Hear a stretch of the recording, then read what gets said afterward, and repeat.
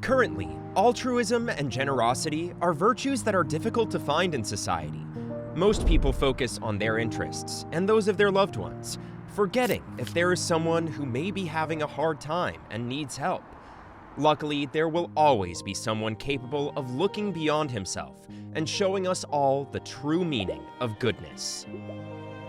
It is often considered good practice for restaurants to give their leftover food to people in need at the end of the day. Most do not follow this practice, causing a lot of food to go to waste. However, there is one restaurant in central Arkansas that does, and it is causing an internet sensation because of the way they treat their diners. Specifically, those who have nothing to pay for their meal. This is the restaurant El Sur Street Food Co., a small but cozy restaurant specializing in Latin food that delights everyone who decides to walk through its door. But this story is not about the restaurant and its exquisite food, to which we could dedicate long pages of praise, because it is perfect, but about what happened there during the heavy month of January, during one of the coldest evenings of the winter. An unusual event which caused a sensation on social networks for weeks, and that even today, many still remember for how special it was and for the precedent it set for the rest of the restaurants in the area. The protagonist of our story is Benjamin Wallace Palacios, a 21-year-old, uneducated young man of Latin American origin, whom probably no one would believe capable of doing anything good with his life, let alone for the lives of others. Wallace was raised by his Aunt Margaret from the age of 6 and never had things easy in life. His father died of an overdose, and his mother was serving time for a felony armed robbery of an upscale jewelry store. So it could be said that his childhood was not like that of other children. His aunt was the only family he had left, and she took care of him like a mother. He owed her everything and loved her dearly. Although his aunt tried hard to educate him and teach him the right path in life, Ben was never an easy child, and the older he got, the more problems he had. He did not like to study and often got into trouble at school. He was expelled from school twice, once for emptying the contents of his trash on top of a classmate. "You can't keep behaving like this, Benjamin. I thought I had raised you better, but your attitude shows me otherwise. I don't understand you, honey. Why do you fight? Why do you do bad things to other children? You're a good boy. I know you. Why do you do it?" His aunt would ask him angrily every time she had to pick him up from the principal's office. "Because other children laugh at me for not having parents. They ask me where they are, and I can't tell them. Some say they abandoned me because they were drunks. Others that my parents didn't want me because I was a bad child. That's why I get angry and punish them. They're the bad ones, not me. But no one understands me. Why can't I have parents like other children, Aunt Margaret? Why does everything have to be so difficult?" exclaimed a frustrated young Benjamin who didn't understand why he had been dealt such bad cards in life. Seeing the real reason for her nephew's misbehavior, Aunt Margaret decided to take him to a psychologist who specialized in dealing with children with behavioral problems. There, Benjamin learned to channel his anger and was able to open his heart like never before. From that moment on, his attitude began to change, and although he did not end up pursuing a career, Benjamin became a polite and kind-hearted young man, eager to learn how to work and give the best of himself. Unfortunately, his happiness was cut short again when he was 19, at which time his aunt was diagnosed with terminal lung cancer. Doctors did what they could for her, but the disease was too advanced, and she died a few months after her diagnosis. That shattered Wallace, who had already accumulated too many family tragedies for his age. But he didn't let the sadness get the best of him, and did just what his aunt would want him to do: move on and try to be a better version of himself every day. "You're a good person, Ben. Don't ever forget that, honey. No matter what they may say to you, no matter what anyone else thinks, always remember who you are. And please remember how much I love you. I don't want my absence to spoil everything you have accomplished over the years. You are a great man, and I know that someday you will get others to see it too. Don't stop doing good, and in the end, good will find you. Don't ever forget that, honey." These were the last words Aunt Margaret said to Ben shortly before she died. Words that Wallace would never forget, and that would become a kind of mantra that he repeated during difficult times. After the death of his aunt, Benjamin had several jobs, most of them temporary, and with a lousy salary that barely allowed him to cover his monthly expenses. He was lost for a long time and did not know what to do with his life, until the day came when, by chance, he found the job he was born to do, and that really made him happy: being a cook. Of course, he had no money, no training to own his own restaurant, and he wasn't eligible for the position of head chef anywhere, but that wasn't what he was looking for. One morning, Ben found a job ad in the newspaper for a Latin American restaurant looking for a kitchen assistant. No experience was required, just a willingness to learn and work hard. It was just what he needed. The restaurant, of course, was El Sur Street Food Co., and although at the beginning, Ben made many mistakes and got more than one scolding from his boss, little by little he started to do better and earned the respect and trust of everyone. His aunt was a great cook, and although he never had time to tell her, Wallace loved each one of her dishes, and watching her cook was one of his favorite pastimes. Starting to work as a kitchen helper there was the best way to honor her memory and the affection she gave him throughout his life.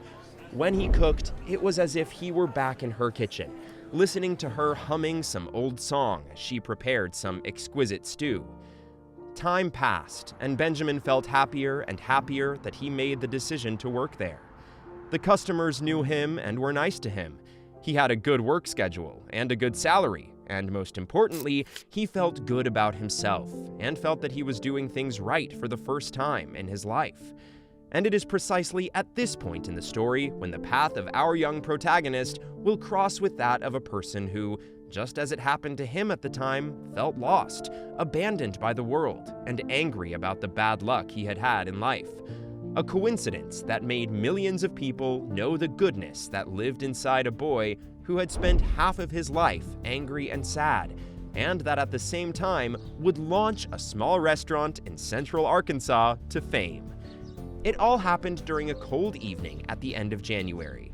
The thermometer was -1 degrees, and a heavy snowfall had been announced for that night.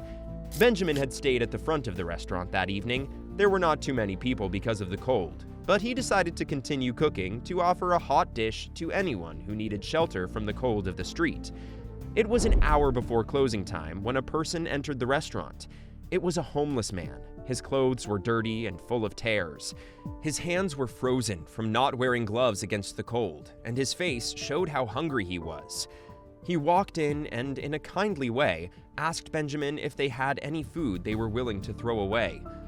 "I'll settle for some bread and some meat. It doesn't matter if it's not hot. Anything you have left over that you're going to throw away, I would serve myself. I don't need much," explained the man with kindness and trying to smile, although it was very difficult for him because of the cold and hunger he was feeling. But the answer he got was not what he expected. It was something much better. Benjamin looked at him with tenderness and felt a deep compassion for the man. It was clear that he had no evil in him and that he had simply been very unlucky.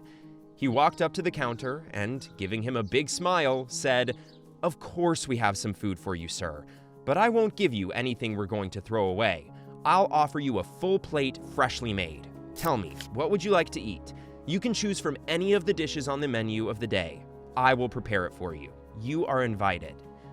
The man did not seem to understand what had just happened.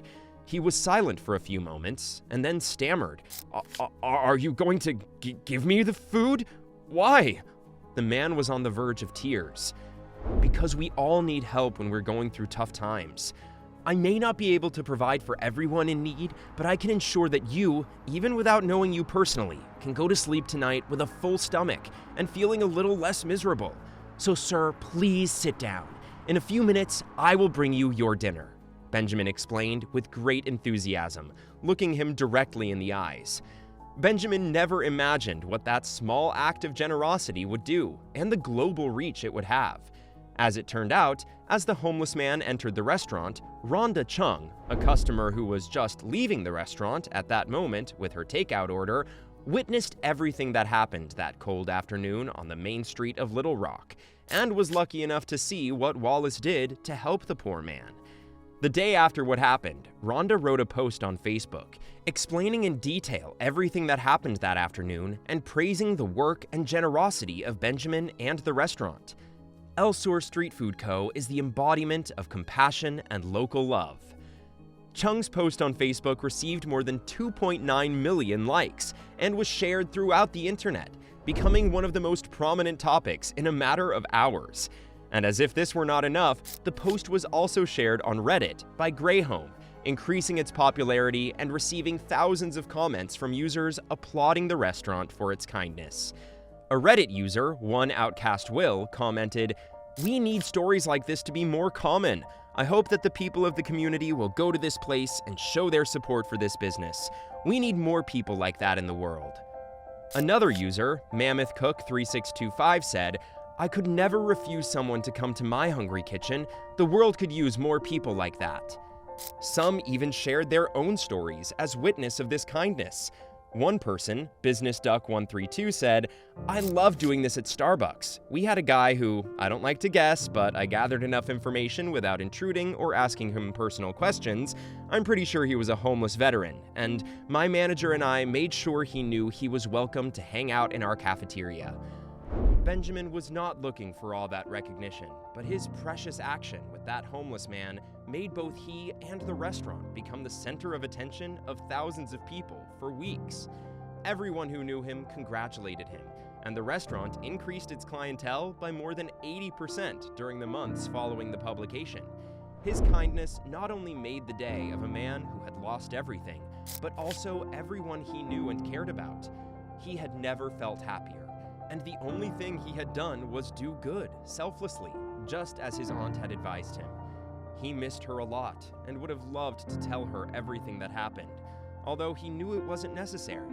He knew that she was always by his side, and that wherever she was now, she would be smiling at him.